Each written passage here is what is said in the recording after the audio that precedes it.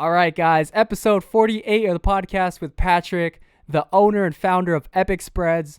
And I've had him on the show before, but this time I really wanted to go in depth with the early days of Epic Spreads, what he had to overcome, what kind of obstacles he had to go through, and some lessons that he learned. So hopefully you guys that are listening can take some advice or just some lessons from him and his story. So I hope you guys enjoy it, and I'll see you guys on the next one. All right, peace. I don't know, just talking to interesting people and cool people. I really love to do that. So Yeah. I don't know, it doesn't feel like a job. Well, it's not when you're living your best life. That's what it's all about. Like, who wants to work? Yeah, I don't. yeah. So I don't know, what were you up to today? Today's been a pretty eventful day. We had an event over in Hollywood. Oh shit, At the Godfrey Hotel. They had this rooftop showcase thing. So that's lit. I was out there doing my campaigning, and then after that, one of my buddies was hosting a cannabis like cocktail bar. Oh So shit. they were making like cannabis drinks, kind of like Okay. cocktail style. So with the taste and everything, Yeah, cocktail taste. they're based off of cocktails, but Okay. instead of having alcohol, they had like those syrups. Yeah. So that's pretty cool, man. How was that? It was fun. There's a bunch of cool brands and just hanging out and meeting some of the peeps. And now I'm here. Hey, it's lit. Yeah. But I don't know.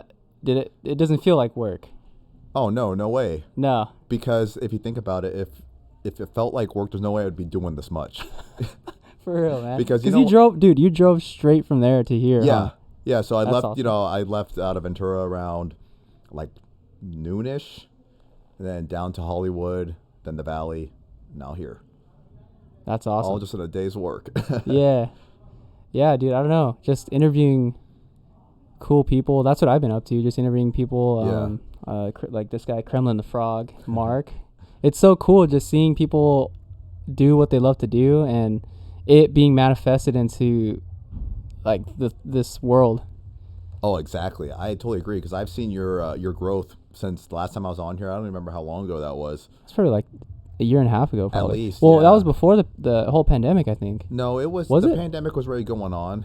It was like Oh, it was. I remember. I think it was We around did. like the beginning of it at some point because I met you at Gold's.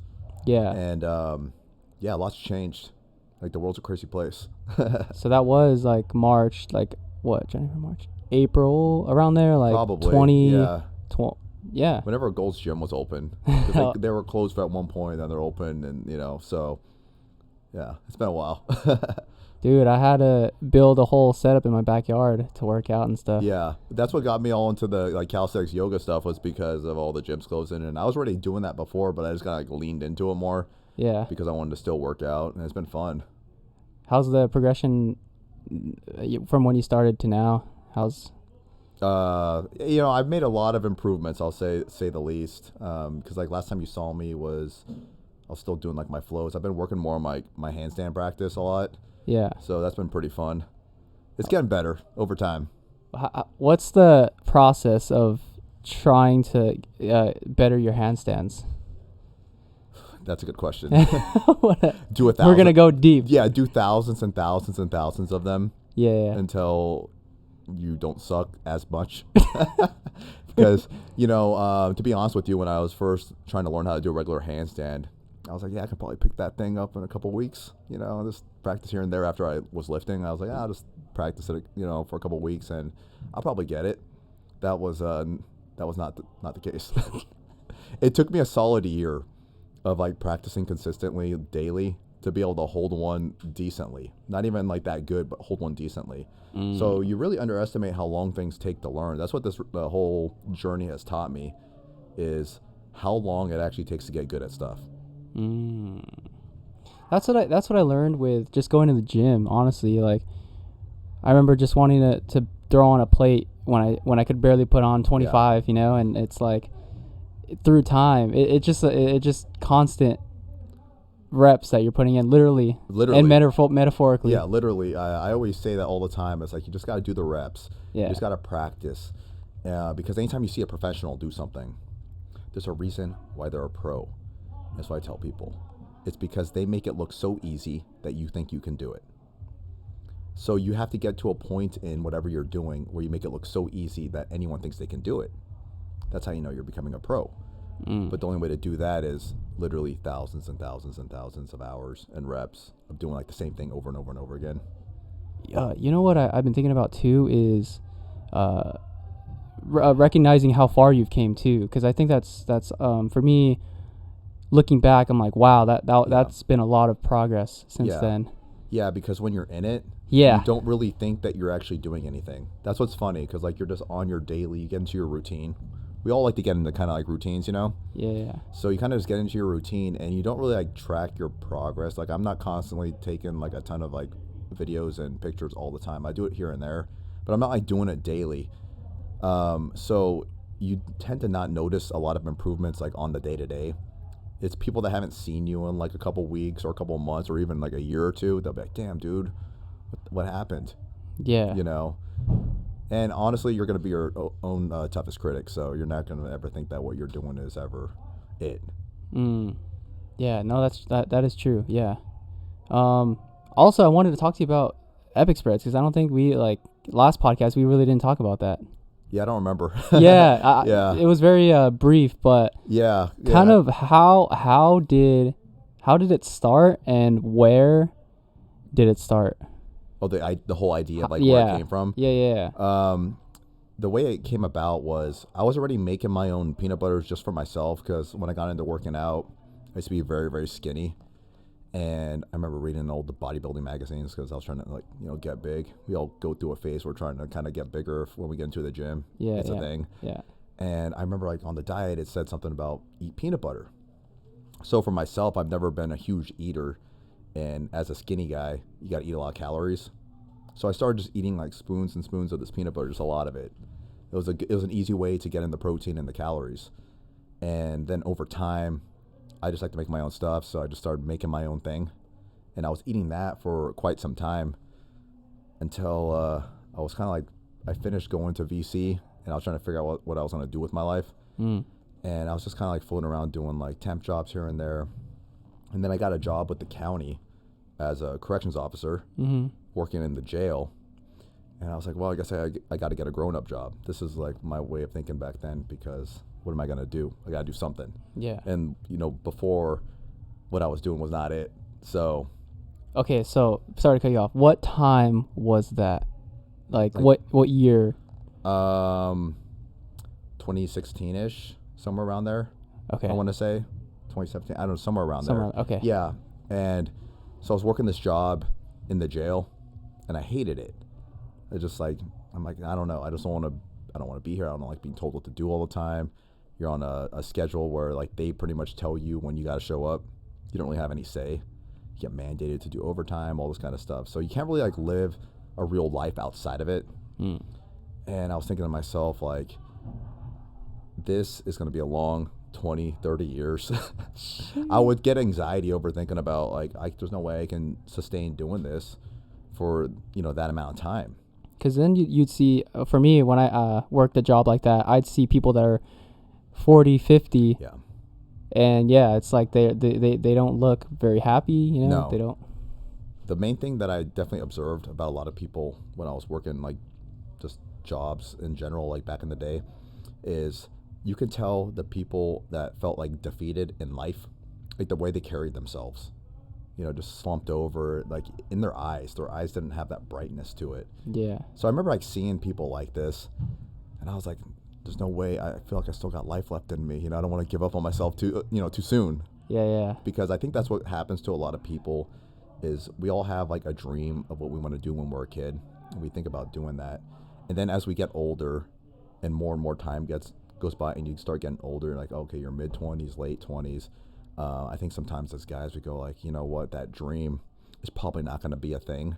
So I should just do this other thing that's going to pay the bills. So you kind of just like give up on yourself. Yeah. Which is pretty sad if you think about it. But that reflects in the way you carry yourself, because you know that you gave up on you. It's sad. You know, those people are definitely not living their best life. Yeah. I mean, it starts with you.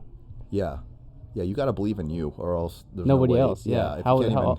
If you can't believe in yourself, how can anybody else believe in you? Yeah. So like that's the thing I noticed about a lot of these guys. They didn't look happy, And for myself, I'm like, you know what? I'm still young. I might as well just try something else. You know what I mean? Like, the worst comes to worst, I can always just do this job again because I know how to do it. Okay. So that's kind of where I decided to just, I had the idea for the peanut butter thing. I'm like, let me just try doing it. And I was just started selling it on the internet. That's how it happened. It's just like I got just like people were just ordering it off Instagram. This is before I had like a real like website. It was just kind of like this most basic website. Yeah. And of course I don't know what I'm doing, as I'm doing this, but I just decided just to do it because what's the worst that can happen? Yeah, yeah. I was at that point, you know what I mean? And, you might as well take a risk on yourself at the end of the day. Because, like, in my opinion, like, in the way that I think, it's like, I'll figure it out eventually, give it enough time. Yeah. For me, too, it's like, it's just problem solving. Like, when you run into an issue, it's how am I going to solve this? How am I going to overcome this obstacle? And yeah, I feel it. Yeah, you're going to constantly run as you're trying to do your thing. Obviously, as you know from doing this podcast, just like you're just what I call putting out fires. You're like a fireman. Because there's always constantly something that's going to crop up and you got to like put energy towards it because it's a problem. Nothing ever runs smoothly, ever.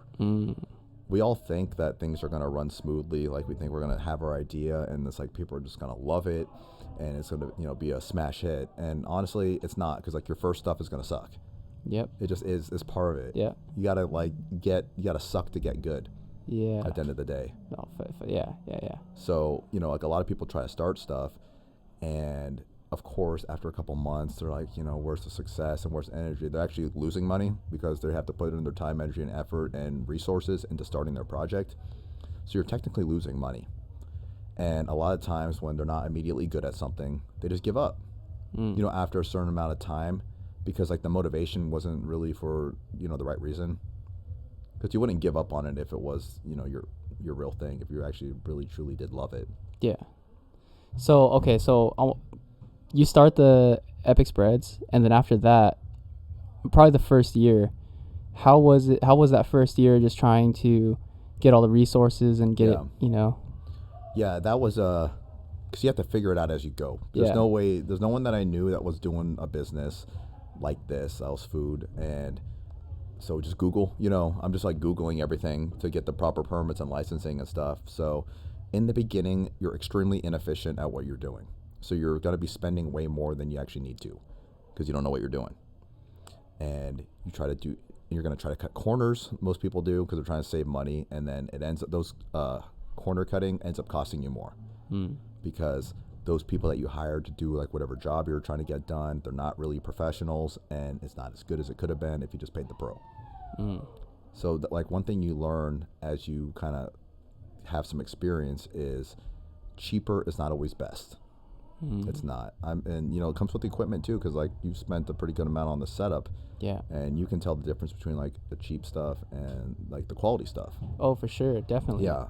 And the people, it's for. I feel like it's for the people too. It's for the enjoyment of the content or the product. Yeah, because that's one thing that's really important. I talk to my team about this all the time because I've been doing this idea, this company, this business for like 5 years. Yeah.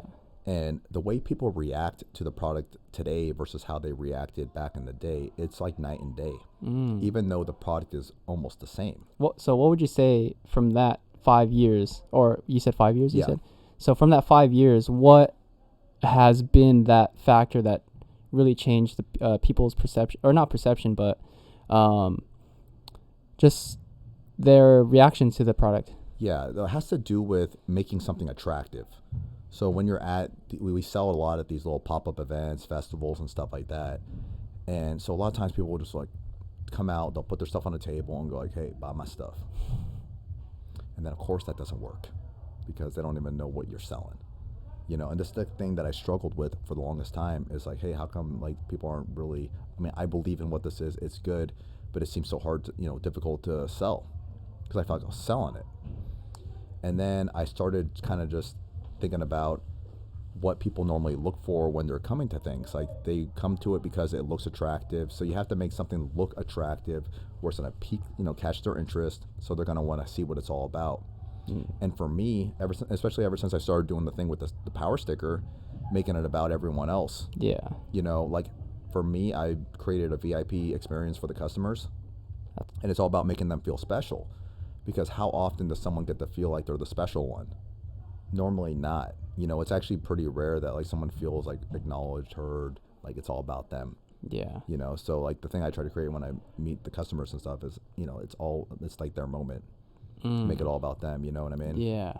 And also like a community aspect as well, right? Exactly, because you know, it's all about spreading positivity, boosting each other up. You want to see everyone win because that's what it's all about, you know, abundance. For sure. All the good stuff.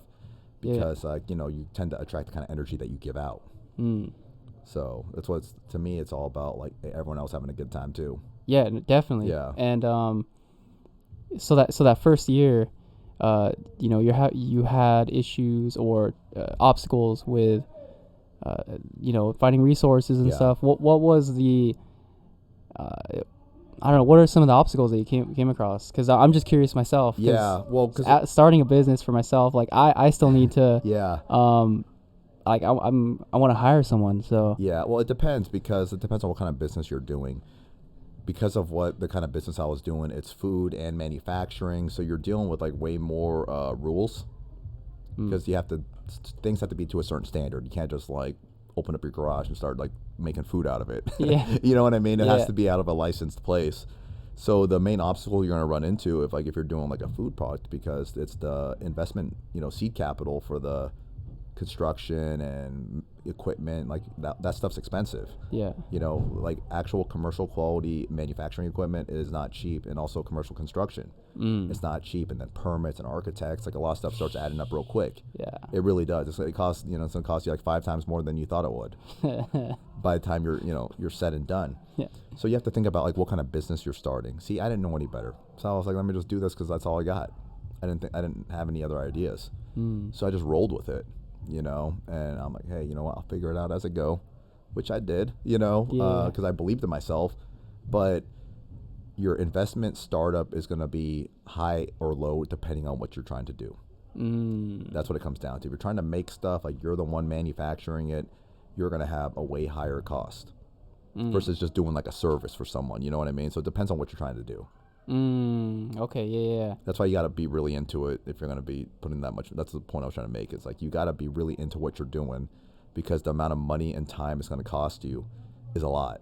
Dude, I saw this video of DJ Khaled saying that he worked pretty much 40 years for free, and then he finally got that big break of like, so that really just, it's true though, because like nobody sees how long. See, people just meet you like as is when you're already you know, when you already got your thing going on, and they just assume that you're always like that.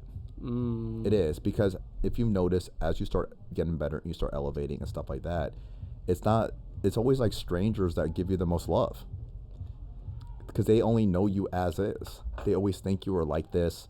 They always thought you were cool or whatever, you know. They don't know like what it took to get to where you are. Yeah, I see that interesting thing where for yourself, you remember yourself when you weren't like that. So it's interesting. Yeah, because that's why a lot of people can have those like self-limiting beliefs, because they're still like the former fat kid back in the day. Even though they did a bunch of amazing stuff, they still picture themselves at their lowest point. Yeah. They haven't replaced all these good experiences with the bad experiences that they had before.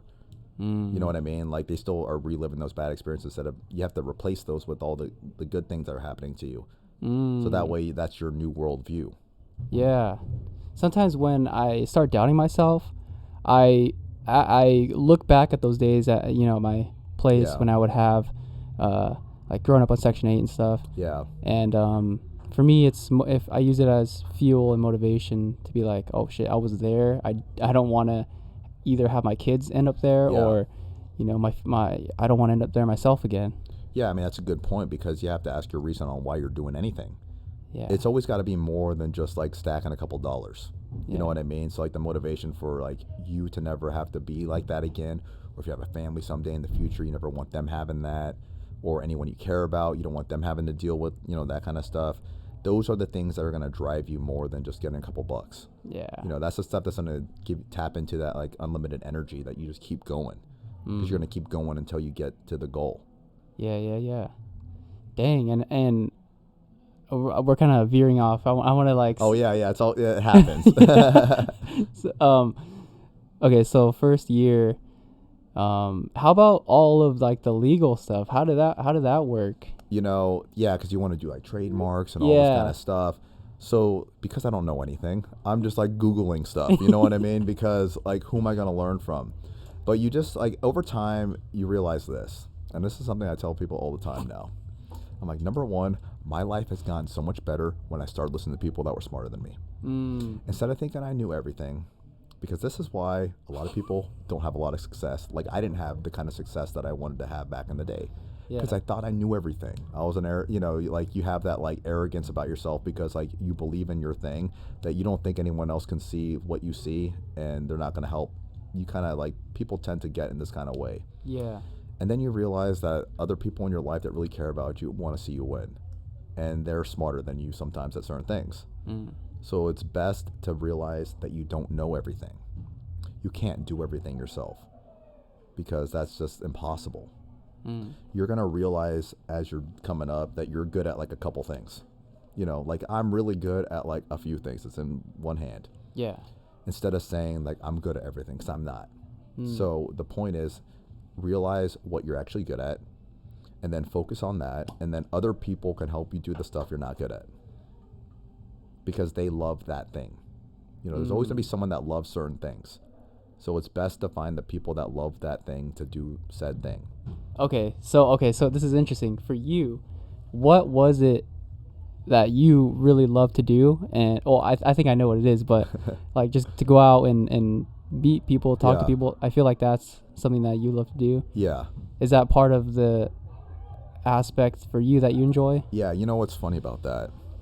It's funny that you're bringing that up is because these days the stuff that I do is like all the stuff that I hated back in the day. I hated it. Like Yeah. I didn't want to be out meet people. I'm like that's why I'm making peanut butter so I don't gotta see anybody. I remember we talked about that. Yeah. So I realized over time that being hidden in the dungeon, so to speak, is not really working too well.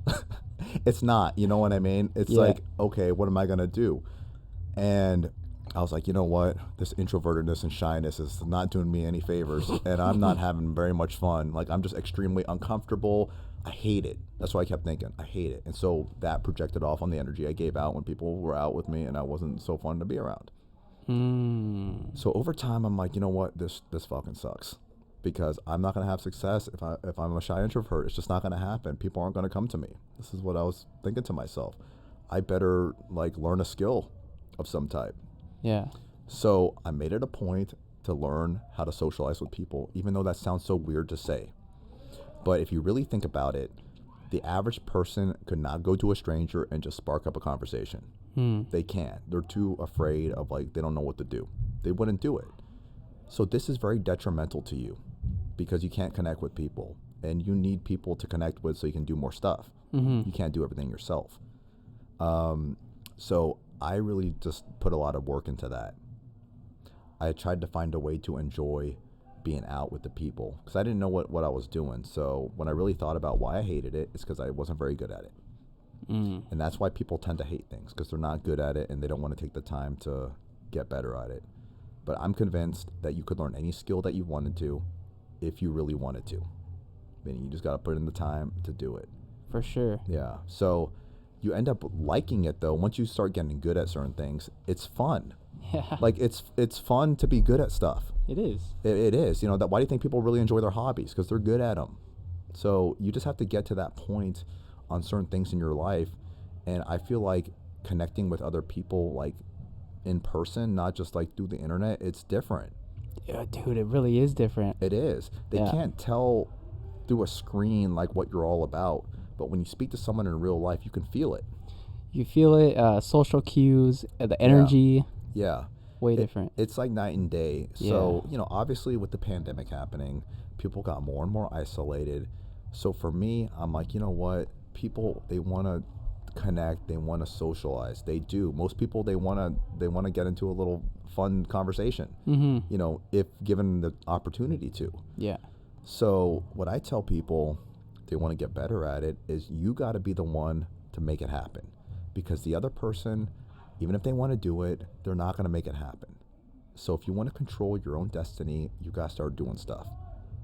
People aren't just going to come to you. It's not how it works. You know what I mean? Yeah. That and also having the idea, but an idea is nothing without acting on it. Exactly. Yeah. Yeah. So the main thing is like figure out what you're trying to do and then take some real action. And that's what it was for me, because I wasn't having the success that I thought it was going to be when I first started. Just hiding in the dungeon, putting it on the internet. It wasn't adding enough value to people's life, because how are they going to know if it's great or not? You know, like looking back, you can look back once you're out of your ego about like your beginning things and go like, you know what, it makes sense why it wasn't how it should have been, because I didn't know what I was doing. You know what I mean? If you're honest with yourself. It takes real honesty with yourself to be like, you know what, it wasn't ideal back then. Yeah. And that's called you're growing, and that's what you want to be doing. But you have to have awareness that you weren't doing it right before. That's how you make the improvement. So for me, I'm like, okay, it's not going how I thought it should, and I guess I got to start doing more stuff. And I'm like, okay, who's going to sell this better than the person that makes it? You have to be the person. You have to be the biggest believer in your thing. So I think, you know, if people weren't feeling that I even really believed in my thing as much, then they're going to pick up on that energy. You know what I'm saying? But I do believe in my product, because I do eat a jar of it a day. When I tell people that, I'm not even kidding. Yeah. There's 77 grams of protein per jar. It's a high protein food. And it's also all plant-based, because I do a vegan diet. So, you know, it's all plant-based to get adequate protein. Dude, that is solid. And dude, and you're lean as... Yeah. Yeah, you're lean. And that's the thing, too, because I used to be like a lot, you know, bigger when I was into doing bodybuilding training, and I was eating differently and I was training differently. Yeah. And then I'm like, you know what? I got all into the yoga and calisthenics, and I'm like, I'm doing this plant-based thing. You're always like wondering, like, oh, am I gonna shrivel up to nothing? It's a dude. Am I gonna lose my gains? It's like a dude, like literally a guy will wake up in a cold sweat because he lost his pump, you know, overnight. That or missed a day at the gym. Exactly. They literally think they're shriveling up. You know what I mean? So that's a real thing. That's a real thing. Yeah. This is why it's important to not be so obsessed with your body, because that right there is going to do nothing but lead to more insecurities, and you're never going to be big enough. And honestly, like at the end of the day, like being a lot bigger, that's personal to you. You know what I mean? Other people don't care, like, but it's for you. Yeah. You just end up just chasing like the pump loop, as they call it. I heard that term somewhere. That's pump, funny. you know what I mean? Like Yeah. you see yourself with the pump, and then you're like, okay, I look pretty cool. I look good. I like how I look. It feels like I'm coming. Yeah. And then like, you know, you shrink up in the morning. So you're like, okay, I'm going to get as big as how I was in my pump. And then you get as big as you were in your pump. But guess what happens? Your fucking pump looks bigger now. Yeah. So you're never happy. Facts. That's facts. Dude, it's a thing. You know what I mean? Yeah. So like my whole mindset has changed once I started training more towards like skills-based stuff versus just aesthetics. It's different, because now when I'm like trying to get better, it's like there's something I'm actually trying to get better at. It's not like an endless, you know what I mean? Like I can go like, yes, I got that one move. I can do it now. And then you just improve upon that. But it's like you're never going to be satisfied with like how you look, especially if like your self-esteem is based off of your appearance. Yeah. Then that's when it becomes really detrimental, and actually leads, you know, guys to being more insecure than they were like mid workout, you know, like in your career of working out, because most guys go through the same thing. Like I've been through this before. It's like you're real skinny, you know, you're skinny and scrawny, and then you make some gains, and you're like, I feel good about myself. Look at me. You know what I mean? Because you put on like 20 pounds or whatever, and you've never seen yourself with muscles. I kind of remember that moment too. Just like I think it was like 2 years in or something like that, and I noticed, and I was like, oh, like shit. When you noticed, you're like, damn, I got some gains, right? Yeah. This is when you're at your peak of confidence, right here. This moment you're never gonna be this peaked out again. It's like you're chasing that high again. You're always chasing that. Because what ends up happening is, now that you feel good about yourself, you're noticing other dudes that are fit too. And there's always going to be another dude that's more fucking fit than you. Always. You know what I mean? Yeah. And you're always like, damn, that guy's delts look better. It's literally like a whole thing. All right. Is that better? Yeah, it's literally like a whole thing. So you end up like constantly, like you actually look amazing. You like objectively, you can look, you 6-pack, looking real great. but you feel extremely insecure in yourself. And that is fucked up for real. You know, you're not even enjoying your hard work. You're just insecure now. Yeah. So it's difficult. So that's why it's important to not base your whole identity off of just how you look. You got to have other stuff as well. That way you're not insecure over like that. Your appearance, you know, that can't be everything. That's like one aspect. That, and I feel like materialistic things too. Yeah. It's like their identity or their, I mean, I'm guilty of this, like their car. Yeah. You know, if it were to get lost, you know, they'd be, for me, I'd be sad. No, of course you'd be sad, but you're not your car though. You know what I mean? Yeah. Like, you know, there's car guys that their car basically represents them. Yeah. You know, and they put all the time, energy, effort, and stuff to building their car up. So that's like basically the representation of them. So if that were to go away, like let's say it got totaled or stolen, now they have no identity anymore. Yeah. You know what I'm saying? So that's why it's important to not base your identity just like on one thing, because that's not even who you are. You're not your car. You know what I mean? You're not like your ripped body. Yeah. There's more to it. Definitely.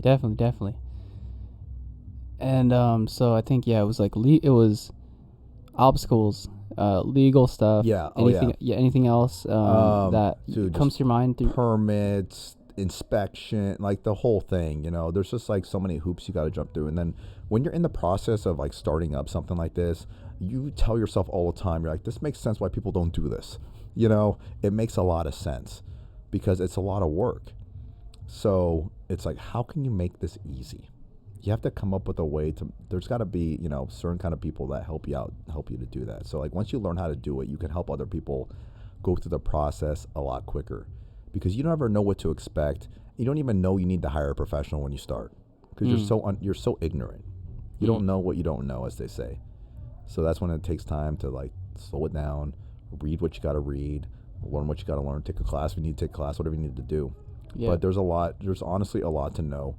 It's like, do you know every law there is? Probably not. You're probably breaking so many laws that's like in one day you don't even, because there's just so many to know. Yeah. You know, and it comes the same way with like starting up something, is you're gonna be just spending way more because you don't know what you're doing on like sometimes unnecessary stuff, because like you thought you needed it, but turns out you didn't. Trying to be like extra cautious or whatever, or you go the other way, you're not doing enough, and then you gotta pay later on because you had to get more things. So it just depends. So the thing that you have to think about is, what am I trying to do and how into it am I? Because like if you're trying to like create your own product, like what I got, that's a lot harder than just saying like, let's say you just did a service like, hey, I'm good at like doing landscaping. All you gotta do is just do your service. That's not, you don't have to do a whole thing to do that. You know what I mean? So the barrier to entry on like service kind of things is a lot quicker.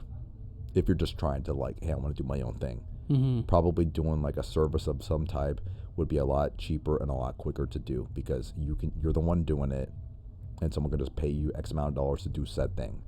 You're not going to have to get too many people involved, like, you know, permitting, building, because like once you start getting into construction, that's when like the headaches start. Yeah, and then so that's when you got, well, you have a warehouse, right? Yeah. So crazy. How was that? Oh, the process of that? You know, it's funny because I'm like, okay, I got my warehouse, I'm ready to get going. I thought it'd be up and running in a couple weeks. Yeah. So I didn't know what I was doing.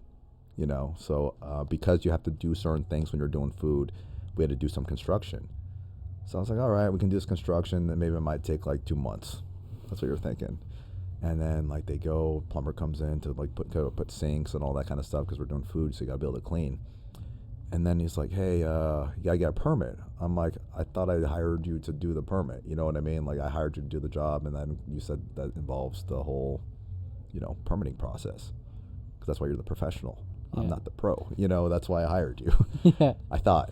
So, you know, I ended up learning a lot, because like once you start really doing some, like that'd be considered almost major construction, because you're altering the building kind of. And that's when the costs just all of a sudden start skyrocketing, because now you got to like hire an architect, and they got to do all this permitting and inspections. And then you're like $200 permit just turned into a $3,000 permit like overnight, because then you had to add a bunch of other stuff. And the way the California law works is like if you're doing construction, there's like the ADA handicap stuff. So you're supposed to do some handicap upgrades as part of for the building, even if you don't own the actual.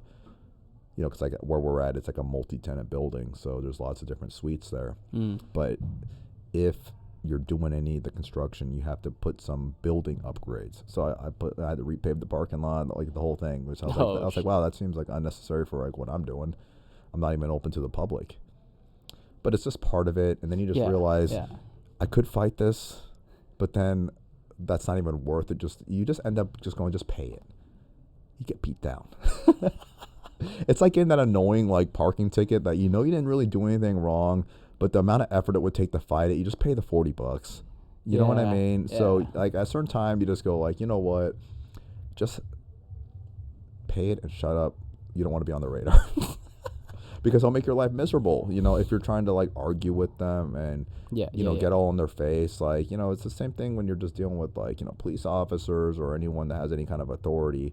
If you're gonna like be like that, they're gonna make your life difficult because they have some power over what can happen with you. So that's why it's always important that anyone that has power over your fate and certain things to not be an asshole, because they're gonna go out of their way to make it miserable for you.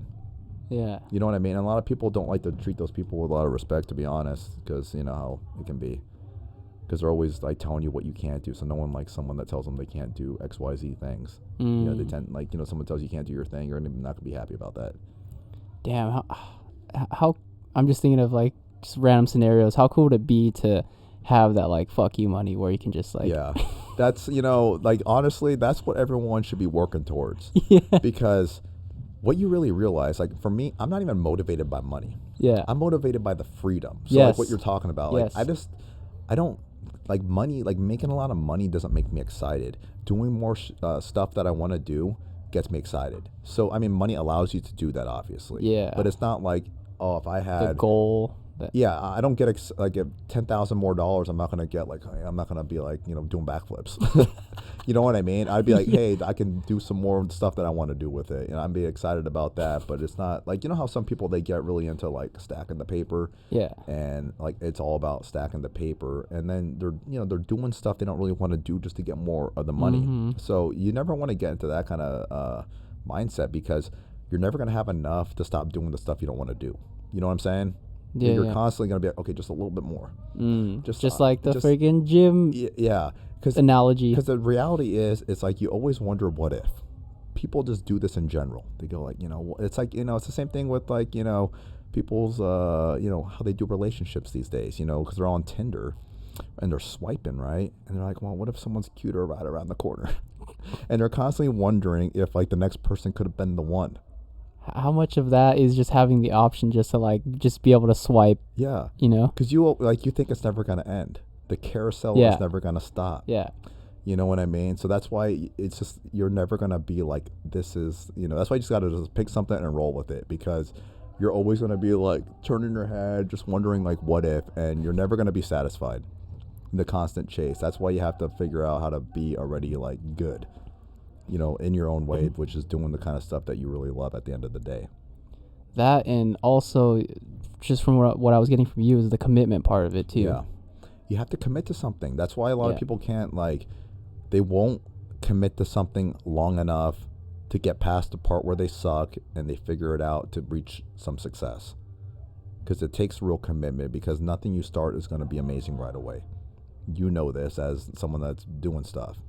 You're not like, like a pro on day one. No one is, so you have to be into it. And that's why I can't be motivated by money, because like you're not going to be getting rich in the beginning. Oh, no. You're going to, like I said earlier, you're going to be losing money. You're actually paying to do this. Yeah, definitely. You know what I mean? It's like you're doing it for free. You're paying to do it. You're like, this is costing me money and my time. I'm like literally getting negative right now. So most people see the negative. That's all they see. And they go, I better not do this. I better just like find something to actually, pay the bills, because you got to survive. And then, sometimes they just get comfortable with living a certain kind of way, that they don't want to give up some of those comforts to do their dream, because that takes sacrifice on, resources and stuff like that. Because sometimes, you gotta really cut back, you know what I mean? Because you want to invest as much into your thing. You want to give it as much energy as possible, so it has a potential to, win. So if you're not giving enough energy, then it's just not going to win no matter what, even if it's an amazing idea. Yeah.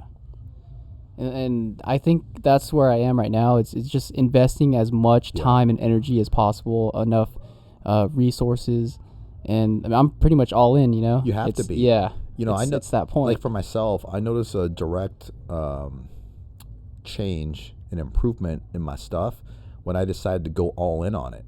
I'm like, no more like, I'm kind of into it. I'm like, you know what? I'm all in. I believe in this is my thing. I call it leaning into it. Like you lean all the way into it. Yeah. And I always notice like a direct reflection on success and results when the harder I lean into it. Because that's interesting that you say that, because I feel like that's where I'm at right now with this whole thing going on. Yeah, that's how you have to be, man. Yeah. Because when people meet you, they have no idea who you are. They're seeing you for the first time, unless they did their research about you beforehand. But like most of the time, they're not. They're just they're meeting you for the first time, and they got to be able to feel from you. And when you tell them what you're into, they gotta look at you and feel you and be like, you know what, that makes sense. Like it doesn't look weird. You know what I mean?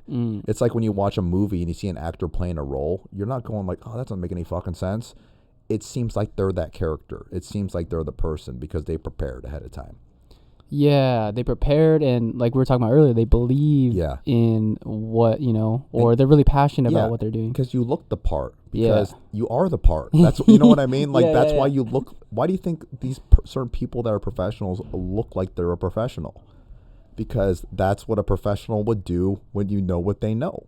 You know what I mean? So if you're gonna be like, I am a diet expert, and you're out of shape, obese, and you're trying to tell people like, hey, some of these CDC officials that are trying to. Well, yeah, that's a whole thing. Like they're like the epitome of health, and I'm like, I don't know. I'll take advice from you when you look healthier than me. You know what I mean? So to me, the problem is when people are put into a position of power or professionalism and they don't look the part, guess what happens? It devalues that title because they don't command authority, because look at them. They don't even look like they don't look like a professional. So it just, people tend, this is what happens like in society in general. It's like a bunch of quote unquote professionals that don't look the part are telling you stuff, and their information could be true, but because they don't look the part, you're like, they don't know what they're talking about. You're not even listening to them. You automatically tune them out because they do not look like they know what they're talking about. And that's why the way you present yourself is so important if you have a message that you feel like is important. Because otherwise, like, people are just going to blow you off and ignore you, or just think what you're saying is stupid because you don't even look like you're serious about it. So that honestly goes a long way, and it's definitely an undervalued thing that people don't pay attention to. And so at that point in time, were you reading books? You were just Googling? What was it? Like for like the books and stuff, I didn't get into reading until a couple years ago. And you just, when it comes to the books, anything you're trying to learn, there's probably a book for it. So that's where you start. Because people go like, hey, they ask me, what do I read? I'm like, I don't know what you need. How can you ask me what you need for your brain? So books, I feel like, are very personal, and the books find you. The ones that you need are going to find you. The books that I read aren't going to do you any good because you're not trying to do what I'm doing. You know what I'm saying? Yeah. So I feel like recommending anything is not necessarily ideal because like my goals are different than yours. And you need to find like what's, whatever you're looking for. But there is a book for pretty much anything that you're trying to learn. And so you end up going like, okay, now that I'm aware about a book, because, back in the day, I'm like, I don't need that. I don't need to read anything. I know everything already. The internet exists. You think you could just like learn it through a podcast, YouTube video, whatever, The reality is there's something about getting that same information from a book that you would get from a podcast or whatever. Because when someone writes a book, they took the time to write out their idea. A podcast is very free-flowing. I'm just talking off the top of my head, so it might not actually be as detailed and precise as it could be, the messaging. So that same person is writing it out, and they're really giving you a message that's very like powerful and condensed versus just a podcast, which is just free flowing. Because I thought, I was like, I'm learning, I'm doing podcasts, I'm learning so much, and they are beneficial. But I think taking it to the next level is actually getting into books, because that's where the real knowledge is at. I mean, honestly, people on podcasts are talking about stuff they read in a book. I'm just saying, you know what I mean? It's pretty much like, why would you get the intermediate version when you can just get it like directly from the source, the author themselves? You're basically getting their brain. There's like, here's my brain, take it. It's amazing. I'm like, how can you get this for so cheap? You know, 10, 20, it's crazy, bro. $10 to $20, and I know what you know. For like 30 plus, or maybe however much years of experience that person had. Well, that's what I'm saying. That person literally struggled their whole life probably to learn this information that I can only get for like $19.99. That's so crazy. So when I really put things in perspective, that's why I think reading is so great and books are so amazing, because you can just get other people's minds for that that time. It's just like it's a shortcut. Yeah, it's literally a shortcut. It feels like you're cheating sometimes, because other people don't know this stuff. You know what I mean? And to you, it sounds so basic. So you just realize that being smart is definitely beneficial. You want to know as much as possible so you can make your life as easy as possible, so you can deal with less bullshit and just really do what you want to do. That and adding on to what you're saying is learning from people that have already gone through the stuff. It's kind of like a shortcut. Yeah, there's no reason for you to suffer as bad. Yeah. You know what I mean? Like, you're still going to suffer, but why do you want to suffer that bad? You know what I mean? Like, 'cause it's just like the kind of example, I use this example all the time when I'm telling people stuff about, this is why it's important to like learn and do stuff and get information from other people. It's like, okay, let's say you're not a car guy. It's like, could you change your own oil? Yeah, I can go on YouTube. I can like do the research. I can learn how to do it, and it'll take me way longer than just going to a pro. That'll do it way quicker because they got the information. So it's like, why would I suffer learning this the hard way when someone can just do it quickly? You know what I mean? So I think for certain things, though, like learning on your own is important for certain kind of things. Those are you got to figure it out, you know? Yeah. So, and there's other things where you go like, you know what? I don't need to suffer that bad for that. They already did. So you have to decide, and then you kind of do a combination of both, because there is something to like doing something and then failing to learn that way, because it really reinforces the wrong, like I wasn't doing it right. Yeah. It's like pain is always the best thing that teaches you stuff, because you're like, that fucking sucks. Yeah. I never want to feel that again. You know what I mean? So if it's a really painful thing, you do everything in your power to never experience said pain again. So it really imprints in your mind that like, hey, don't do this fuck up. You know what I mean? Yeah. So there's certain things that you learn the hard way. I call that learning it the hard way. Yeah. Because that right there is like a switch. It's like, bam, that thing is ruined because now that was so painful. And then you have some other stuff that you're kind of struggling with, and you're like, you know what? Instead of keep struggling with this thing, I should just go to the pro. They know what they're doing. They loved it. They researched it. Just as much as I love my thing, they love this thing just as much. That's the book. You know what I mean? So then you just get the book. Yeah. And it teaches you so much. I've gotten so much value from books. It's crazy. You know what I mean? Because it's like, how could... now that I'm into learning, and I thought I didn't like that kind of stuff because I was a terrible student, I'm like, there's not enough time in the day for me to learn all the things I want to learn.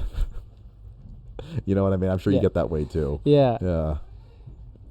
Okay, so okay, I want to ask you about hiring employees too, because I feel like that's another huge step in the business process. Yeah, that's, especially these days, it could be more difficult because, obviously pandemic, and I'm sure you're aware of like the Great Resignation. Like, people don't want to just do bullshit. You know what I mean? They don't want to feel like they're just another paper pusher slave, and they're not cared about, because in so many jobs, like, the people are just like cracking the whip, and they're looking at their staff as like expendable. Like, hey, it's almost like slavery. Like, hey, I told you to show up at this time so you can show up. So one thing for me, and as I've my little team going, is I don't try to burn them out. Like, because there's so many things you could do, but you don't want to do everything, because then your team gets fatigued, and you have to realize that they're people, they're not a robot. So you have to treat these people with a lot of love and respect, because they're caring about your thing as much as you care about your thing. And that means a lot. You know what I mean? To get other people to believe in your vision and be like, I'm going to show up for your vision because I think you're going the right way. It's not easy. to convince someone to not do their what they could have been doing and come join your thing. It's really not. It's extremely difficult to get people, convinced on that kind of thing. That's why it's important that you're a strong leader in your own thing and you believe in what you're doing. Because if you're not even excited about it, how are you going to get this employee over here to, have that same excitement about your thing? Because that's what it takes to get something to really grow. It's not just your excitement. It's the excitement of the staff, of the fans, of the people, of your customers. You know what I mean? You have to get all these people involved in different kinds of ways. So you have to build that kind of that's why I'm really big on the relationship and building the relationships, because that is the most important thing when it comes to anything you're doing. The kind of relationships you have with the different people in your life, employees, friends, family, romantic, whatever it is. Yeah. You have to know what you're doing in that, because it's not going to accidentally work out. You know what I mean? So finding the key right kind of people, you have to talk to a lot of people. You have to meet a lot of people to see who's into what you're into. It's your tribe, hey, these people are into what I'm into. They want to do stuff that I'm kind of doing. So they're going to want to tag along and learn and get the experience, because with the kind of stuff that we're doing out at these events, we're not just selling some peanut butter. We're really interacting and meeting. At this point, we've met thousands and thousands of people. Yeah. And I was telling my guys this, earlier. I was like, look how much experience we're getting meeting all these people.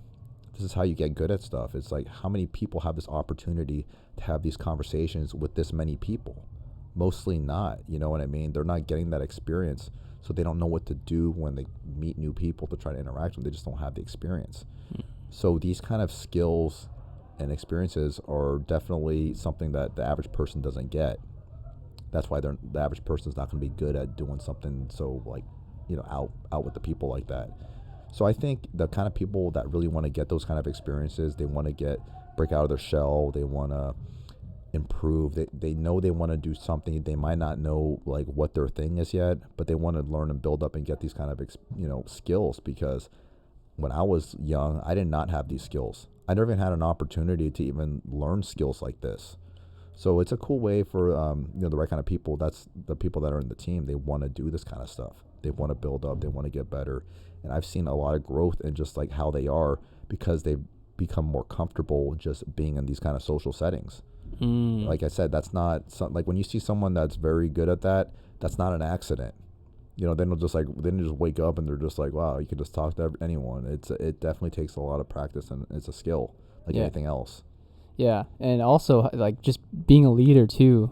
Yeah. And how has that just came through experience, or just for you? How did that? Yeah, well, because it's when you're doing your own thing, you're not thinking hey, I'm a leader. No, yeah. But here's what ends up happening. I feel like someone that becomes a leader, they're just kind of just chosen. People just start coming to them for certain kind of things. You know what I mean? This is what I realized for myself, because I never went around going I'm the leader. Yeah. I'm the guy. Listen to everything I said. Because I find this funny, because I don't like being told what to do. I don't like telling anyone what to do. But a lot of times people are asking me what to do. So I'm I find it funny that I'm doing stuff that I wouldn't have even thought I would even like doing, But you realize that people will look to you, because people are very observant on anyone. Anyone that's doing something, that people are paying attention, even if you don't think they are. They're watching and they're seeing. And when you start improving your life and you start doing stuff, people will notice without you saying anything. They're gonna be like, okay, he's going. So because you're gonna see him and you'll be like, let's say it's the gym, skinny kid, and you're like, whatever, look at this guy. But then over time, people see that you're super serious about it. And they're like, wow, that guy's actually making. So they're gonna notice this kind of stuff. Yeah. And because they're gonna see where they're at, and they're like, I thought I was going hard, but this guy. That's what they're gonna think. Yeah. So over time, they're gonna start seeing that hey, this person's life is obviously improving. People are coming. You know what I mean? They're gonna want to know what's up. Over time, they're gonna try to find out it's true. So that's the people going hey, you're the leader because I'm asking you now. You know what I mean? Because you don't go around just telling anyone stuff. That's not how it works. It's an unspoken thing. It is. I feel like it's just weirdly the people choose it. So that's why it's a responsibility. You know what I mean? You don't just act like it's no big deal, because I take it pretty seriously. I always try to make sure what I call take the time to take the time. If somebody comes to me, I don't just blow them off hey bro, I'm busy, or hey, I'm busy, I can't do it. I'm like, hey, they're coming to me for something, so I should see what it is, because it takes a lot to go up to someone and be like, hey man, I want to know what like this, you know, because the guys come to me for like different kind of things, but I'm like, I already know what they're looking for now at this point, because it's happened so many times. Yeah. And I'm like, I'm not going to be like, make it difficult for them to ask for what they need. Yeah. You know what I mean? Because Yeah. like the fact that they're already like saying something, that's already hard enough for a lot of guys. Putting themselves out there. To put, because that's being very, the guys are not used to being vulnerable. So I'm like, hey, you know, here's my opportunity to be vulnerable and be like, you know what, you got something that I want to have. That's pretty much what it is. But I don't need you to be like, okay, tell me all the things, because that's, you know, that's really going to be difficult for someone to be like verbally say, you know, I need, because it's not, these kind of subjects are very, you know, I don't know how to describe it. They're just personal. You know, no, guys don't like to admit certain things. So for me, I've just been doing what I've been doing for long enough where I can just tell, I know why this person's coming to me. I know that look in the eye. You know what I mean? So I'm going to make it easy for them to connect, because a lot of times, this is what I notice about the difference between men and women, is a lot of times guys don't have a lot of friends. It's true. Like, you don't really have a lot of friends. So when you're going through struggles, what do? Most of the time, you fucking go on the internet and like search shit. You know what I mean? And because you don't have anyone to talk to about it. I know it's like women, they have a bigger social circle. So they're able to like bounce ideas off each other, talk, and it's very therapeutic in a way. You know what I mean? But guys, they don't got that. They bottle it up. Yep. And they don't know what they're doing. So I'm already aware of this because I've been guilty of this in the past. So I have to be like, hey, you know, I know what you need, because I know that this is a difficult thing to even like talk about. It is. It's a time, because you're basically admitting like, I don't think I'm where I want to be. And that's not easy for a lot of people to say, you know what, I need help, man. They're not going to say it like that. You know what I mean? But you got to be able to like read the energy of the person and be like, hey, you know, I know you're coming to me for a certain reason, because you don't just start chatting up a random dude, you know, on a regular like Tuesday afternoon. You know what I mean? That's not like a normal thing. So you just realize that as you're doing stuff, people are going to come to you, and they're only going to be coming to you for like a handful of things. You know what I mean? It's same with you. Like when people come to you for stuff, they don't normally come to you just for like random shit. It's probably like one of like 3 or 4 things on average. So you just have to be able to know that, you know what I mean? But that's that's the people choosing, like, hey, I think you're a leader. That's why I'm coming to you to, you know, I want to know some stuff, you know what I mean? So, and then it's up to the person, whoever that is, to be like, okay, I'm ready to, you know, step up to it, or I'm not ready to step up to it, because you don't got to do anything. You know what I mean? You can just blow everyone off if you wanted to. But for me, I knew how hard it was to get this knowledge that I have today. A lot of struggle, a lot of pain, like I was talking about earlier, and a lot of time and a lot of sacrifice. So for me, I'm like, I'm not going to deprive anyone that wants that knowledge if they want it from me. Who am I to go like, no, you can't have it? Yeah. You know what I mean? So I know how much of an impact knowing the stuff I know has had on me, and how much better my life is because of it. And if these people want to have some of this, I want them to have it too. That's what it's all about. Like, I can't be having all this fun by myself. I can't. I'm having so much fun. You know what I mean? For real, like, to me, it always makes me happiest when other people are having a good time. It's not about just me having a good time. Like, what good is having a good time by yourself? That's not what it's about. It's about the people that you care about having a good time too. You want to be like, hey, look at all these people that are my friends are fucking killing it. For real. That's, to me, that's the coolest thing. Yeah.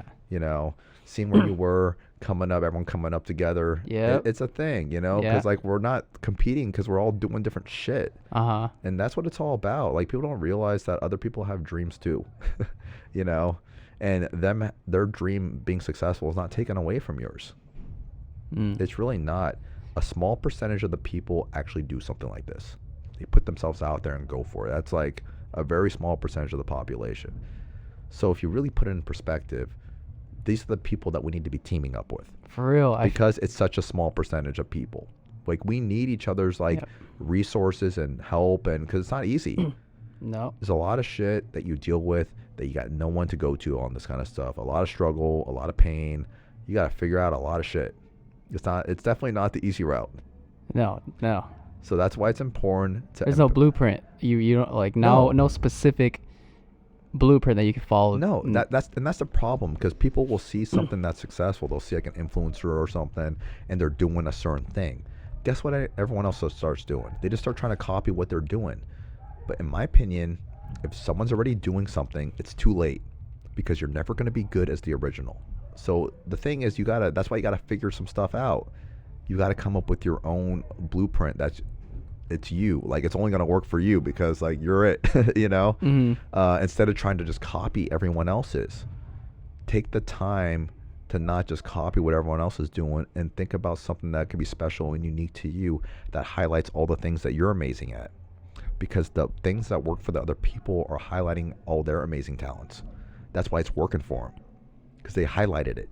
Mm-hmm. So you have to figure out what your thing is and highlight that, so people can appreciate it and get value out of it. That's what it's about, because you have to show the value. That's what makes things successful. It's like that is easily super valuable. So it makes sense why it's got that popularity. It's got that staying power, the whole thing. Because look at the iPhones and stuff. It's a tremendous value. That's why everyone has them. Yeah. So it's the same thing with like anything that you're doing. You have to always look at it like, how is this benefiting other people? If it's not benefiting any other people, then this is why it's not being successful, because it's not benefiting other people. It's not about. That's why I always constantly say it's not about yourself. It's about the people, because that's what you're going there. You're serving them. Yeah. You know what I mean? It's a service. You're not doing it for you. You're doing it for them. So you always have to make sure you always prioritize the people. Make it all about them. Boost them up, give them a lot of love, the whole thing. You know what I mean? Yeah. Well, and now what is it? 2.0 you have, I think. What is it? Power Crew 2.0? Oh, Power Crew 20. Is this still Power 20. Crew 20. Like I thought it was 2.0. 20% boost. Yeah. Yeah, put the sticker on your forehead, you get the energy boost. It's a whole it's a whole thing, It's like they really it's just about spreading the positivity and spreading the love. That's what got the whole thing rolling. It was really just like the sticker was me just, spreading the love. You know what I mean? Like, okay, this is what I'm going to do. Like, you pick something and you roll with it. You know what I mean? And you got to believe in it, because obviously like I've gone through lots of controversy. It's part of it. Not everyone's going to love what you're doing. Yeah. You know what I mean? They're going to be like, for me, there's always some kind of issue. There's a lot of love, but there's also people that don't love the love. It's a thing. No, it is a thing. It's is. like, I don't know what is that? Is it the feeling that they have inside them? I don't know. It's like, back in the day, it's funny, because like when you're coming up and you don't have anyone paying attention to you, you're not used to this kind of like, the people, like the negativity, because it happens. Even though a lot of people love you, there's going to be equally amount of people that hate you. And I really thought about this, because the media does a great job at this with the situation. They paint it in the way that they want you to paint it. So someone can look at me and they can say I'm the most amazing person, nicest person ever, or they can say I'm the most jerkest, meanest person ever based on their worldview. You know what I mean? So everything is always perspective at the end of the day. So you might see me as not good for whatever reason, because like the way you see the world, you see everything as bad. So you have to realize that not everyone is going to see things in a positive light, no matter what you do. It comes with the territory. And you can't stop what you're doing because a couple people don't like it. Because at the end of the day, it's your life, it's not theirs. So who cares? You know what I mean? Just because they're feeling uncomfortable or insecure about your thing, like as long as you're not hurt, you're not hurting anybody. I'm not doing anything to anyone that doesn't want to do anything. You know what I mean? So as long as you're not like going out of your way to like harass people or do anything like to sabotage them or anything negative like that, then it's really none of anyone's business like what you do. So if they don't like it, that's really on them, because I don't see how this even affects you.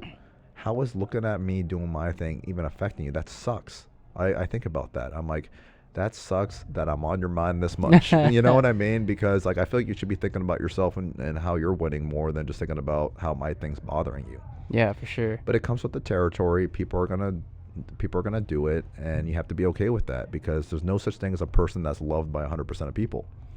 It just doesn't exist. Yeah, and that thing, it's like you put out what you receive. Yeah. So it's that they're putting out that energy. It's just coming right back to them. Exactly, and there's a reason why like people like that, you never see them like being super successful, because it's constantly trying to take down what other people are doing. You know what I mean? So that's why I feel bad for them, because all that like negative energy is just destroys you at the end of the day. It's a very powerful, mindset. That kind of energy, it's powerful. Yeah.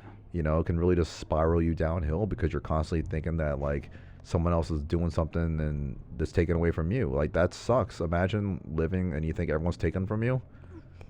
That's a very it's a very difficult way to live. That's why I just feel bad for these people. I'm not even mad about it. Like it used to bother me back in the day, but then I just really started having some compassion and just feeling bad for them. Because I know what I think about on the daily, and it's definitely not that. I know what my day looks like, and it's definitely not like that. So it sucks. Because I wish you could be having as much fun as me. Like, no, for real. Like, I want other people to be living their best life, Yeah, yeah. Like, whatever their thing is. Like, I feel like I get to do what I want to do, on the daily. It's like one of those kind of things. If, like, you're talking about, like, what your day looked like and it sounds fake, you're doing something right. You know what I mean? Like, I think that's cool. You know what I mean? So, yeah. And that will bother some people. It will. But it's like, hey, someone asked. And I'm just trying to be like, hey, you can have this too. Sure. For your thing. That's the thing that people don't realize is they can have whatever they want to have, but they got to actually want it. A lot of times, like, you don't know what you want and you float through your life and then you're like 30, 35, 40 years old and you just like you just were put into something. You know what I mean? You were just put into a random thing and you just start doing that job or that task or that thing. It's like drifting through life. You're literally just drifting. I'm like, if you just drift, you're going to end not in a place you want to be. So you have to actually take the time to think about something that you actually want. Otherwise, it's like a rudderless ship. You know what I mean? You're going nowhere. And time is your most valuable resource, and you never get it back. And as more time goes by, you just realize how valuable it is. So you don't want to be so just let life happen to you, because that's what happens to the average person. It's just happening to them. Yeah. And then they're like, oh, I'm doing this. Like everything just happens to them. The relationship they get into, it just happened. They had no idea. It just randomly happened. The job they got just randomly happened. Their group of friends, you know what? They work at the job I have. It's just random. They're not my favorite, but it's better than nobody. Yeah. You know what I mean? So you don't want to be having stuff just happen to you. If you want to have like the best, you have to actually make it happen. Yeah, and for me, working at a hospital, I see people that are a little bit older. Yeah. And I really question how, if they really lived the life that they wanted to live too. And for me, it's like I don't want to end up in that position of that position of regret, or could have done that. Yeah, because that's the thing. Like, because at the end of the day, people don't try things because they're afraid of being embarrassed if it doesn't work out. But here's the reality. Nobody cares. Even if they are making fun of you for that brief period of time, could be a couple minutes, couple days, couple hours, who knows? Even years, possibly. But eventually, guess what's going to happen? Someone else is going to do something more embarrassing, and they're going to forget about your thing, and then people just move on. And honestly, if you're not embarrassed by it, like they're not going to do anything with it. It's because they know you're insecure about it is why they say these things. But if it doesn't even bother you, because you're like, shit, I'm just trying some stuff. How am I going to know what I'm good at if I don't try anything, Yeah. And that's the thing. People are afraid to be a beginner and just not be good at it. Or for some reason, weirdly, doing your dream or your ideal thing is like, that's putting yourself out there, I call it. And weirdly, that's worse than just like trying to do like a regular job. Yeah. You know what I mean? 'Cause oh, how dare you try to bet on yourself? It's like a weird concept. It's how dare you work for someone else to build their dreams? Yeah, but it's just like, for whatever reason, it's like discouraged to even try your own thing. Like, I don't know, it's pretty risky. They're just, they're projecting their insecurity onto you because they didn't do it. So if they tell you that they didn't do it, and then you don't do it, I'm like, okay, I made the right decision. But if they tell you not to do it, and then you do it, and then you do make something of it, now they're questioning if they made the right decision, because now the whole like what if, could have been, but then guess what, man? Like sometimes it's just too late. Like too much time has gone by. It's like that thing can never be a thing now, because there's always a window for everything you're doing. Nothing is forever. So that's what it is, man. Like people are afraid to do their thing because they don't want to put themselves out there. Because what if people don't like it? Now your whole reputation or whatever is ruined, apparently. Yeah, I think it's interesting. I think it goes back to historical times where if you put yourself out there and you failed, you know, it was kind of like a risk that you took, and maybe you got kicked out from the tribe. Yeah, then you die. Yeah, That's why high risk, high reward kind of stuff. You know what I mean? Because, you know, we think we're so evolved, but like we're still very basic. Yeah. You know, we really are. Like we go like all those caveman days are so barbaric. I'm like, think about the kind of stuff we're going to do now. It's the concrete jungle right now. You know, it's not like, you know what? We're just very barbaric. Like people are just barbaric. It's rough out there. I always constantly say this: the world is wild. If you really think about it, it is. Like, really, like anything could happen. Seriously. Yeah. And I know sometimes like we're in our own little bubble and we do our own routine every day and we don't really think about much outside of it. But you know what? When I really started thinking about how crazy it's out there, like you never know what could happen to you. Dude, you hear about this stuff about like World War III with Russia and Ukraine and stuff. That's what I'm saying. Dude, like, that is so crazy. I'm like, we're constantly under war. Yeah. Psychologically, because not every war is like guns and killing. You know what I mean? It's like the dripping of the mind, and because at the end of the day, I really realize the power of words. The power of words can shape the whole thought of the world. You know, with the way that they like maneuver, how they speak about certain things. The intention. Yeah, exactly. Because like it's like when you watch the news, both sides do it. I'm like, you're listening to the fucking words they're using are triggering. They are. Yeah. They say shit to get you go like, oh yeah, fuck him. You know what I mean? Or whatever. Like they're wrong. And like if you're really paying attention to how they're speaking to you, they're literally brainwashing you. Mm-hmm. Because they're saying the way that they say things, when you actually start paying attention to how they're saying it, that is not an accident. They're saying it like that on purpose. So you just realize that, holy shit, like a lot of people, they're just like fucking soldiers for the war that they're not even aware of that they're in. Because they're repeating that stuff to other people, and that's how it's spreading. You know what I mean? That's why words and thoughts are the most dangerous thing, because of the way it spreads and will corrupt people's minds. You know what I mean? Because like for all, you know, with all the propaganda, you're told your life is a certain way. And it's like, oh, we're the righteous ones and they're the ones that are the terrible terrorists. That's what they think, because they're trying to destroy your thing. But then you can also look at it from the other side's perspective. We look like the fucking terrorists, and they're just trying to do their thing. So both sides are technically right. You know what I mean? In their mind, they're doing the right thing. So it's all perspective at the end of the day. Yeah. You know what I mean? But you have to be paying attention to the way people say things to you, because they could be trying to do something like this. And especially when it comes to any ideas or anything political, this is when you got to really pay attention to it. Anything political, because I've noticed these days, I remember back in the day, politics never got brought up. Oh. That was just like you could have a normal conversation, having a good time, shooting the shit, laughing, playing, whatever. Nowadays, it's like everything has turned into a political issue. How do you think that happened? That wasn't an accident. I'm like, you're ruining all the fun. Like, I don't want to, like, no one, here's what I know. I've never seen someone that's really into politics be happy. Have you? No. I've literally never seen them with a big old smile on their face because they're having so much fun, living their best life, you know? Never. So it's just like what ends up happening is people get so obsessed, literally obsessed, and that fuel, like this keeps fueling the negativity. It's really like, honestly, it's a sad thing. You know what I mean?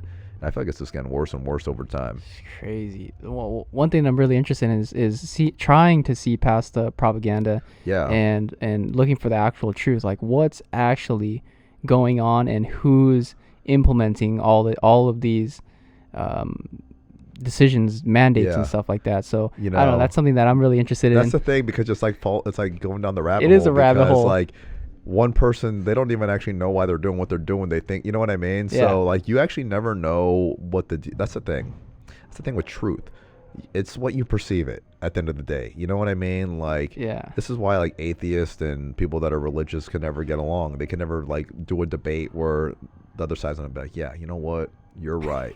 It's just not going to happen, because your belief system, the way you see the world, will protect itself. So no matter what, try to poke holes in your belief systems, because like pretty much all of them have a hole. anyone can poke holes in your thing, Mm-hmm. but you're not going to allow that to happen because if you did, it would destroy your identity. You know what I mean? Because you'd be so lost. So that's why having these kind of discussions with those kind of people, it's pointless. It's literally pointless. Yeah. Because at the end of the day, it doesn't matter. I'm not here to convince you of anything. Oh, no. You know what I mean? No, Like, that's what it is. And I don't understand. Well, I do understand why people get so, like, I need to convince you because it makes them feel more secure in their own thing. Uh-huh. But it's like, to me, I'm like, that seems like a waste of time. You know what I mean? Because why am I trying to ruin your thing? Oh, yeah. No, You know what definitely. I mean? Like, if you love it and you're into it, why do I got to be like, hey, that's not real or whatever, you know what I mean? And try to crush your whole thing. That, to me, that just seems just mean and pointless. Yeah. No, yeah, I feel that. Yeah. I don't know. Yeah, but it's like, I don't know. To me, less politics, more fun. Oh, no, definitely. And hopefully soon, well, I mean, it's not that bad here, but with the restrictions and stuff, how's that? Yeah, because the thing is, here's what's interesting about the whole restrictions, because, they're more apparent, but then they're also not as apparent. You know what I mean? Like, we'd be at these different events, and I'm like, oh, it sounds like it's be really restrictive. But then it's not. The people are just like acting like not. That doesn't seem like a pandemic to me. You know what I mean? Like, that's the whole thing. I think at a certain point, people are just like, you know what? Fuck it. I already thought about this, me being out there with all, because I've been meeting a lot of people during this pandemic. I've been really putting myself out there. Mm-hmm. And I already thought about this because we're not going to really know how bad it is or how bad it was until like years down the road. Once all the propaganda kind of like spills over and like we see it for what it is. Because that's going to take, years, literally probably like 10 years from now. We're going to be able to look back and go like, okay, this actually wasn't that bad, or this was like super crazy. So I already told myself, I'm like, you know what? Whenever that, I'm going to look back and be like, dude, you were fucking reckless, man, being out there meeting all these people. If it turns out to be, a super bad thing. Yeah. But I'm like, you know what? I'm putting my body on the line for what I believe in. My thing. Yeah. I believe in what I'm doing. So I'm going to, you lead from the front, so to speak. You know what I mean? So luckily for me, I seem to have been fine doing everything I've been doing. Obviously I try to stay clean and all that kind of stuff, but I've been definitely meeting a lot of people, and that's awesome. I've seen a lot of people get sick. It's like that's definitely something that's happening for sure. Like people were definitely getting pretty sick over Christmas. Like that definitely went around for like, I was like, it seemed like everyone I knew was like saying they got COVID. So my mom got sick too. It's pretty bad. So it's definitely like a thing that's going on, but I don't think people are at the point where they're like, I got to stop living my life now. You know what I mean? We're like 2 years into this, basically. I think a lot of people are just like, you know what? We're just putting up with it, But we did what we were supposed to do for this period of time, and they want to get back to kind of doing what they were doing before. Yeah. You know what I mean? Because I don't really see too many people these days, and I know some are still doing it, but they just seem like they're just socializing and getting together. Like, you see it all the time now. Mm-hmm. And back in the day, it was like, whoa, no one's doing that. So people are just kind of just saying, yeah, just roll. There's only so much you can do at a certain point, because I think if you try to control everything all the way, it's just, they're never going to get there at a certain point. You know what I mean? And you know how it is with like numbers. You see the numbers you want to see. That's how it is with data in general. Anytime someone does a study on something, they see what they want to see. They're not going to put everything that doesn't go with my thing, so just leave that out. Yeah. That's why getting to the truth of stuff is always so difficult. It is tough. You go like, well, I'm not an expert. I'm not a scientist. What do I know? I'm just a bro. You know what I mean? So I'm like, I don't know, because I'm definitely not that. So you have to start going like, okay, I don't know shit. And basically what I do is I just see what happens to other people. You know what I mean? And then make a decision from that point on what I think is best. But that's all you can really do. No one knows anything. Yeah, really. Yeah, for real. I don't know. It's just hearing, like this guy Klaus Schwab talk about the fourth industrial revolution and how he wants to implement like COVID passports, vaccine passports, all that stuff, and like that's where I feel like it gets kind of scary. Yeah, honestly, like it's funny, but it's like that's just more restrict. We already have these restrictions. That's the thing. People are like, oh, they're gonna track me. I'm like, dude, they already fucking track you. They're already tracking you. Yeah. They're not putting a microchip in the vaccine. Like you're carrying around a tracking device with you all the time. So like, think about it. So it's like, come on, they don't need to do this. That sounds like way too much. Yeah. People are like, oh, they're gonna have like the social credit score. All that. It's like we already have a credit score. It's a thing. Yeah. You can't even lease a place without good credit. You can't buy a car or get a car loan without good credit. So it's like what people don't realize is all the things we're saying we're scared of, we kind of already have. We already have like a version of that. Everything's being tracked. You're buying everything digitally. So people are like, I don't know, like I don't want to get tracked. I don't trust the man. And here's another thing too that I found interesting. Yeah. Because I'm not telling anyone to or to not get vaccine. It doesn't matter to me. Uh-huh. But when people go like, I'm not going to get the vaccine, but I'm going to do this other crazy shit that's doing all the weird reactions, but that's somehow a thing, and they're totally cool with that, and they're not cool with the other idea, is interesting to me. Yeah. That's all I'm going to say. Yeah. It's just interesting. Like, that sounds just as crazy to me as the vaccine sounds. If you really, like, think about it. How's it any different? Yeah. It's just a different kind of thing, but for some reason, people think it's less crazy. Because like we don't know, like people are just trying stuff, you know what I mean? They're trying to figure out what's going to best help them. So you're really just experimenting on yourself at the end of the day, Yeah. I don't know. It's just like I really don't think that this is like the device to track you, like some people were thinking. I don't know. To me, that doesn't make any sense. Yeah. It just makes more sense just to do your phone. Well, yeah. Even they're listening right now. Yeah. An ad will pop up on Instagram. That's what I'm saying. Yeah. Like, trust me. Like, they're already tracking you, man. You're not off the grid. That's the only way you can't get tracked if you're off the grid. So I just kind of think it's kind of funny that people that are like not even off the grid are paranoid about this one thing, but they're not paranoid about all the other stuff that's going on. They freely just log into free Wi-Fi and all this kind of stuff. You know what I mean? Yeah. It's like, it's just weird to like choose certain things to be really like, all in on, so to speak. I don't know. Like, if you really think about it, it's like, why would you want to track me? Think about it. You don't want to see what I'm doing. No, definitely. Definitely not. Like, you don't want to see this. Like, come on, think about it. Well, what is this one thing with at the NSA? People like were storing pictures of dick pics and stuff. Like, who wants that? Like, why would you do such a thing? That's so. First of all, nobody wants a dick pic. No one's going like, please, like, let me get one of those. Like, no one wants that. Trust me, nobody wants that. Nobody's asking for it. It's not going to get you the result you want to get. I just think it's fucking hilarious that dudes do this. Yeah. Why? It'll probably give the opposite reaction. I don't know. That's a good question for the ladies. Like, out of like 100 dick pics that you've gotten, how many of those actually led to like a date? You know what I mean? I just couldn't. I don't know. For me, maybe if it's funny. This is what I think. If it was like dressed up or something. You know what I was thinking? I was like, I think I know why guys do this. It's like a weird way to shoot your shot. They know she's not going to go out with them. They know it. So they do this action to like fail, and it's like, well, they don't feel too bad about themselves because I wasn't even taking it serious. Versus if you worked up the courage to actually ask her out for real, and she's like, no, dude, that's way too, that's too close to the heart. You know what I mean? So a lot of guys can't handle the actual getting rejected, so they do some like bullshit like that to like pre-reject the rejection in a weird way. It's a thing, you know what I mean? Yeah. It's somehow because it's about like preserving your own ego at the end of the day. Like, sometimes it's hard. You know what? She just doesn't like you, man. It's okay. You don't have to do a dick pic to disqualify yourself. She already disqualified you. She disqualified you from passing your genes on. Yeah, that sucks. That's so barbaric. Or like, well, but I mean, if you really think about it, that's kind of what's happening. Yeah, it is. She's going like, you know what? If we had a kid, that would not be ideal. Yeah. Like, your genes are not worthy enough for me. Like, that would not be a strong offspring, and I don't think you could protect and provide for me, like, through the 9-month, investment, the labor and all that kind of stuff, because, like, that's definitely a thing. That's why they don't like you. Yeah. Like, you don't got it. You know what I mean? Yeah. It's so funny.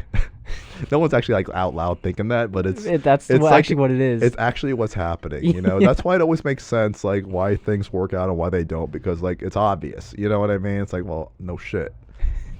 Like that doesn't look ideal. Like I tell guys all the time, put you and that girl that you're into right next to each other, and does it look like it makes sense? You know what I mean? Yeah. Could people go like, hey, that's a cute couple. That looks like it makes sense. Or is she looking all good and you're looking like a slob? And you're wondering like, hey, I wonder why she doesn't like me. I wonder how much of that is like long-term stuff too, like capability-wise. It's like, will we be capable long-term with our habits, with our... Yeah, I mean, that's why you go out with someone, you know what I mean? To see if like those kind of things are in alignment, because you don't know. You don't know in the beginning. You have no idea who this. It's like a stranger. You know what I mean? So, but I don't know. It's all like, it's just nature. At the end of the day, people like to think like we're so advanced. Like, oh, you know, humans so advanced. We don't do all the stuff like animals do. But it's honestly the same, in a different way, just because we have to do different things. But it's the same. It's like different mating calls for birds and stuff. They like flop their feathers. Yeah, humans have mating calls too. That's what it's called, a thirst trap. Thirst trap. Plus my thirst trap. Unfortunately for like mating calls for dudes don't work too well. You know, if you're posting a thirst trap as a guy, you're probably not going to get as much as you think. Oh no. Yeah, it's almost like it's mostly dudes. Yeah, I was observing that because I was like, you know what? I'm looking at one of these influencers that I know. Look at the comment section. Tons of thirsty dudes trying to get at him. So I was like, you know what? I saw this other person that's a male influencer, and I was like, you know what? This guy's fit. He's in good shape. I feel like a lot of women would probably be into him. He's a strong guy, right? And I'm like, you know what I wonder? I wonder if women is going to be as thirsty as the guys are. You know what I mean? I was like, I wonder if it goes both ways. And this is like it's like a fitness influencer. And I'm like looking at the comment section, and it's all fucking dudes. King, goals, you know, like a bunch of stuff like Natty. that. You know what I mean? It's just like a bunch of stuff like that, you know, it's just a bunch of dudes. So I'm like, you know what? I don't know about these thirst traps. I don't think thirst traps work, because then you look at the kind of photos and stuff that the girls do comment on. It's not necessarily like the shirtless selfie. You know what I mean? It's not. It'd be like a dude in a nice suit or something. You know what I mean? Like that was weirdly more of a thirst trap than just like a shirtless selfie. Interesting. Yeah. I wonder how much of that is, I'm just speculating here, girls knowing that you know it is a possible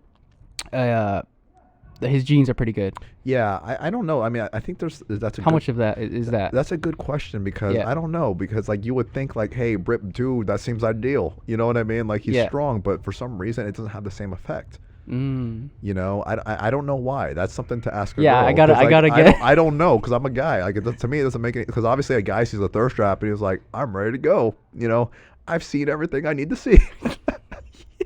But I think like a woman, she can't base it off of just like one thing, because obviously they have more, you know, more requirements. Like just being attractive is not enough to like get a girl into you. You know what I mean? Like that gets your foot in the door. But if you're opening up your mouth and you're sounding dumb and you're just, you know, not cool or not fun to be around, it's just not going to work out. You know what I mean? So it definitely requires more than just being strong and fit or just being attractive.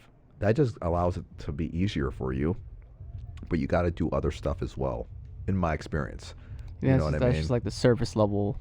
Yeah. And then there's like something deeper beyond that, which is like the character. Exactly, because they look for different things. Like the main thing that I notice happens to people in general is they always project what they find attractive onto the other person. So guys will project, oh, you know, I like a nice fit girl, so me being nice and fit, I'm in. You know what I mean? And then girls will be like, hey, I like a guy that's smart, got all this stuff, got the career going, so they'll be going hard on that. And the weird thing is, both people, they don't care about that in the other person, but they care about other things. You know what I mean? So you have to really realize, to put yourself in the best position, is to actually identify what the opposite sex finds attractive, if that's what you're trying to do. Not what you want, what would they want? If you want to get said kind of person into your life, you know what I mean? Because it's like, it's not an accident. Certain people are attracted to certain kind of things. So if you want a certain kind of thing, you have to be a certain kind of thing. It's got to make sense, like I was saying earlier. That's like the main thing that I noticed, instead of all this like, you know, superficial stuff. But that's what happens a lot of times when you're like a young guy. You just don't know any better. Seriously. Yeah. You think that being fit or having a nice car or something like that is going to do all the work for you. And it's like, you know what? For me, I'd rather have my mouth do all the work for me and just like talk. Yeah. You know, I don't want to like have an object do the work for me. I don't want to be just treated like a piece of meat because I'm fit. You know what I mean? I'm more than a piece of meat. You know what I mean? I got a brain too.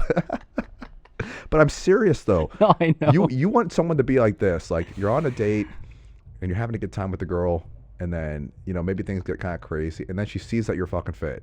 It's a nice little like surprise. Little spice. It's like a going nice on. little surprise. Like, wow, you're fit too. I would have never guessed. You know, you didn't like lead with it. You know what I mean? Yeah.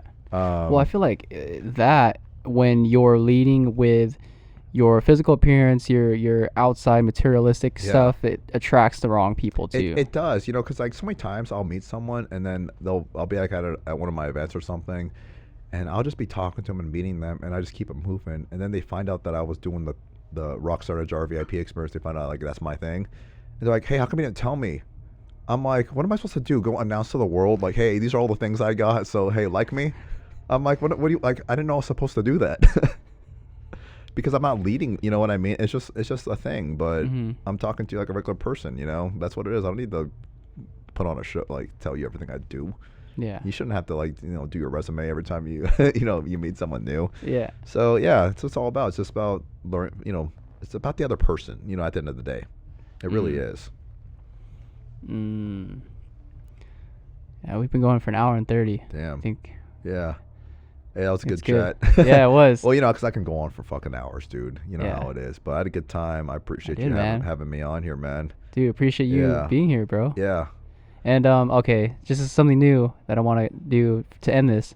For anyone listening, how, you know, if you had to give 3 pieces of just what you've learned throughout your journey so far, whatever it is for people that are listening, what would you tell them? Like either to, you know, start something or just mindset wise, gym wise, anything. Well, yeah, just like 3 things. Yeah, the main thing is you have to find something that you actually love doing, that you would do for free because you love it. Find that one thing that you can actually do no matter what, and then get good at it. So you'll figure out what the thing is, because I had the hardest time figuring this out. Like, you're like, you know, what's your purpose? People talk about purpose all the time when you're trying to do self-development. They're like, you know, you got your purpose, because then that's like the root to your whole thing, right?